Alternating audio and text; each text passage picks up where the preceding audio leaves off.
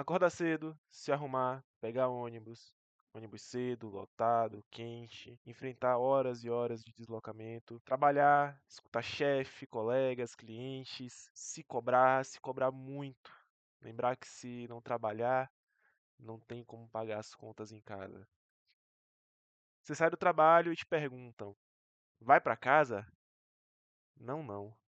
Para a faculdade estudar. E novamente se cobrar. Tem que estudar para se formar. A aula acaba. Acaba que horas? 9 da noite, né? Não. Acaba 10. Você fica em casa o quê? 11h30? Meia-noite? Pelo menos vai descansar. Que nada. Vai cuidar da casa. Aí você fica ansioso. E amanhã? Vai descansar? Acordar um pouquinho mais tarde? Uh-uh. Amanhã você tem que estar lá de novo cedo para deixar o seu patrão mais rico, porque ele tem que trocar de carro. Você está ouvindo Fagulha Química, onde a ciência inflama ideias revolucionárias.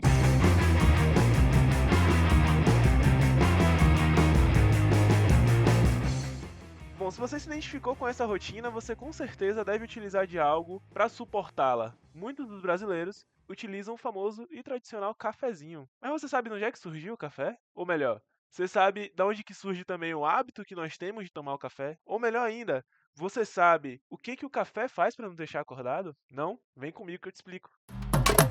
Nosso querido café que tomamos para acordar ou dar uma enganada no sono tem uma história que vai muito além de uma xícara. Ele é nativo da Etiópia, no nordeste do continente africano, onde consumiam café macerado na forma de polpa ou misturado em banha. Isso mesmo, misturado em banha. Eles produziam sucos e fermentados alcoólicos a partir da queridinha fruta chamada café. Tem até uma lenda de um fazendeiro, um pastor que viu as ovelhas consumindo essa fruta e viu que elas ficavam mais alertas, né? Ficavam mais energéticas e ele acabou consumindo e espalhando isso pela vila, né? Mas até onde eu li, isso é só uma lenda. Os árabes, eles dominam a técnica de plantio dessa querida semente e por volta dos anos 1000, a gente tem conhecimento da infusão, né? A partir dos conhecimentos dos árabes. Naquela época, até mesmo os monges bebiam infusão à base de café, justamente para auxiliar nas orações e vigílias noturnas. E lá no século XIV também, a gente vai começar a ter o processo de torrefação do grão, tá? Inclusive, o grão ele começa a se espalhar primeiro no mundo árabe, depois a gente começa a ver, principalmente no Iêmen, esse grão se tornando uma manufatura, né? Ele começa a se tornar muito importante na economia do local, inclusive fica proibido outras pessoas plantarem café. O café ele acaba se tornando um monopólio do Estado. Então esse grão ele começa a se propagar, principalmente a partir do Iêmen, pelo mundo árabe, até chegar na Europa, no mundo ocidental.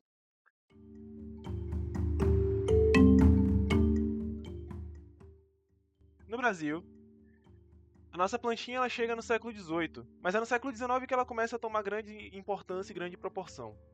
A cafeicultura ela acaba virando a principal atividade econômica do país. Primeiro no Vale do Paraíba, que é ali entre o Rio de Janeiro e São Paulo, e depois vai avançando pelo interior do estado paulista.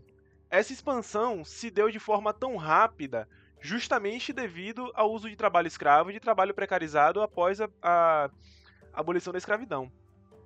Enquanto as elites enriqueciam exportando café para a Europa e os Estados Unidos, milhares de africanos e de trabalhadores escravizados, trabalhadores precarizados, eram explorados nas lavouras, em condições desumanas, garantindo que a riqueza desse ouro preto escorresse para as mãos dos grandes fazendeiros. Bom, e onde tem poder econômico, a gente tem poder político. E justamente o café acaba se tornando fonte de grande poder econômico, que vai moldar a política do país. No começo do século XX, a gente vai ter a famosa política do café com leite, né? Que é justamente resultado desse poder econômico gerado pelos produtores de café. São Paulo acaba dominando a produção de café, enquanto Minas Gerais ali vai ter uma forte pecuária leiteira. E eles vão meio que se alternando no governo federal. No esquema onde as oligarquias agrárias vão mandar em tudo.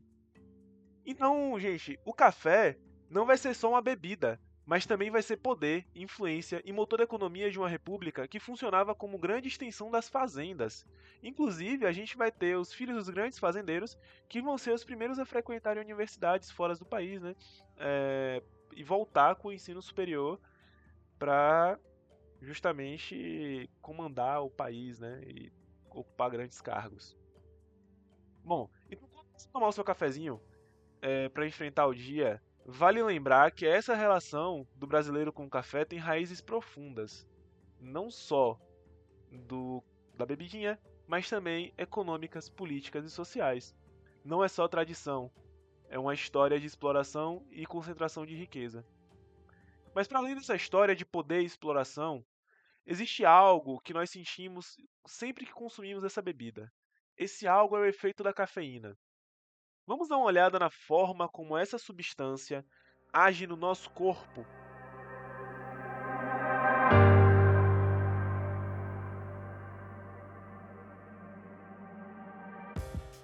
Bom, agora vamos apresentar a nossa segunda protagonista do dia, a cafeína. A cafeína, ela é, quimicamente falando, um alcaloide de cor clara e gosto amargo, e um baita estimulante do sistema nervoso central. Por sinal, ela está presente no café, no chá, no chocolate, nos energéticos, nos pré-treinos.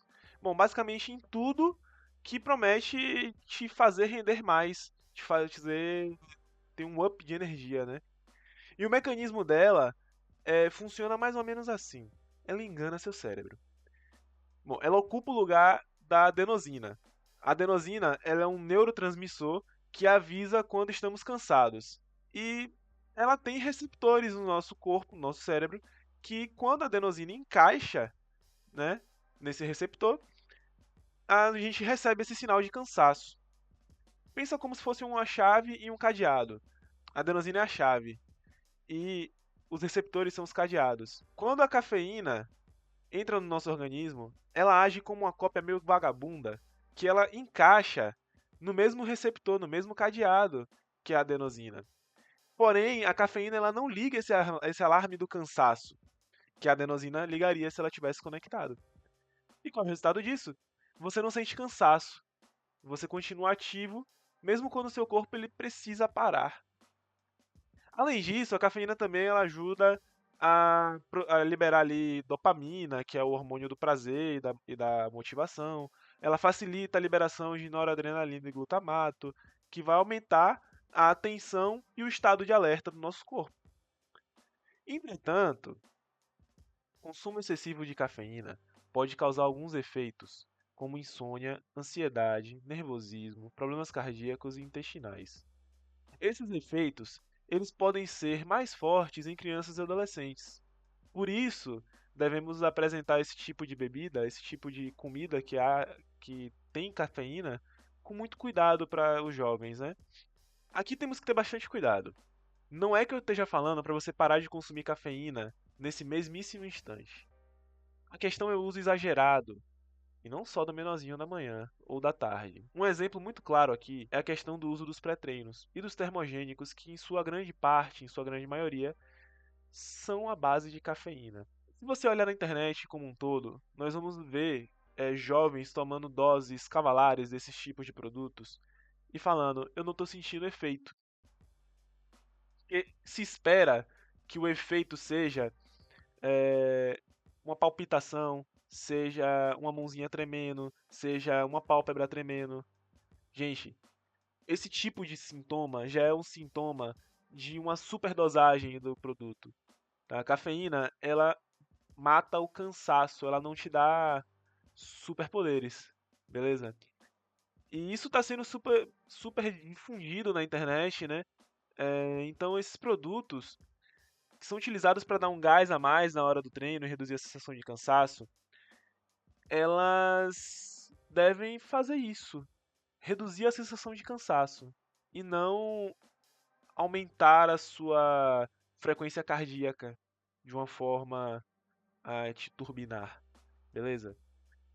Só que um detalhe, lembra que eu falei que a cafeína ela encaixa no mesmo receptor da adenosina? Então, o nosso corpo ele consegue compreender que há uma demanda por receptores. e ele produz mais receptores à medida que o uso de cafeína vai se tornando um hábito. Então nosso corpo ele se adapta à cafeína, àquela dosagem de cafeína, pedindo uma dosagem maior, cada vez maior, para manter aquele mesmo efeito que você sentia antes, né?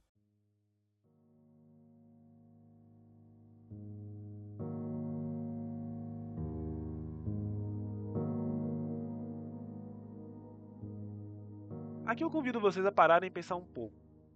A gente romantiza o consumo excessivo de café, mas na real estamos falando de um corpo que é transformado em uma máquina produtiva. O café nesse contexto não é só uma bebida cultural. É uma ferramenta de sobrevivência dentro de uma lógica que exige produtividade constante, mesmo à custa da exaustão física e mental. Bom, gente, o consumo da cafeína virou um sintoma da cultura do cansaço que é fruto do capitalismo, onde o descanso vira luxo, aquele tempo livre que você pode tirar uma pestana, tirar um cochilo, deitar numa rede, olhar para o mar, virou luxo. E é normal você sempre estar cansado, sempre estar esgotado. Sempre precisa de um estimulante para seguir produzindo.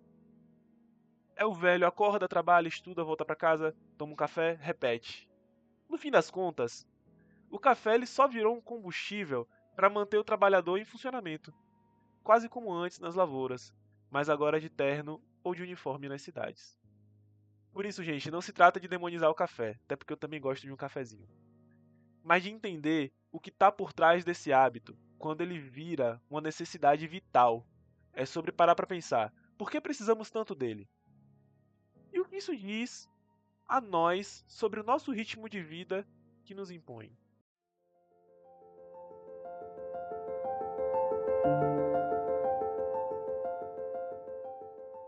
Bom, se a gente for puxar o fio da história do café, dá para perceber que ele sempre esteve ligado à ideia de produtividade. No século XIX, foi com a exploração da mão de obra escravizada que o Brasil virou potência exportadora. Mais tarde, a política do café com leite mostra como essa planta ajuda a manter uma elite agrária no poder, controlando não só a economia, mas também controlando a política do país. Hoje, gente, a lógica é diferente, mas a essência continua a mesma. O café e a cafeína seguem sendo usados como combustível para corpos cansados produzirem mais. Só que agora a escravidão é assalariada.